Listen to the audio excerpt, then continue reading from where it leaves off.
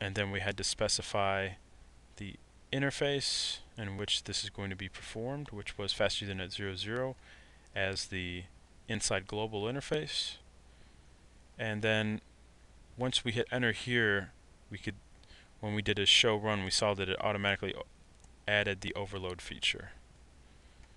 So again, the configuration is not too hard to do. It's just trying to figure out what is exactly going on with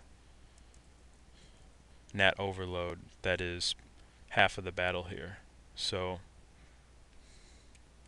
again, NAT Overload is where we're using one or more. Actually, we're going to try to use as many privately assigned IP addresses on our network, using RFC 1918 IP range, class A, B, and C.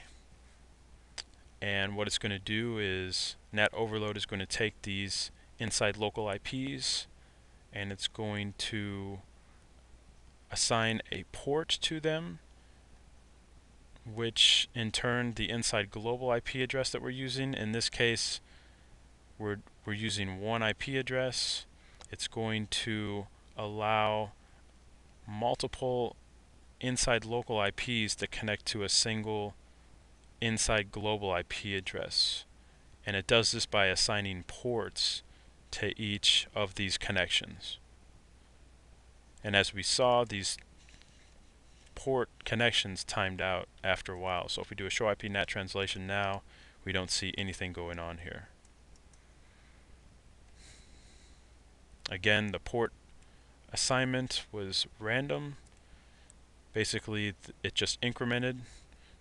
If we do a show IP NAT translation, now we're using port 9. So as you can see here, this is it. This is how you do NAT Overload or port address translation. Thanks for watching the video, and I hope you'll be with me with the next one.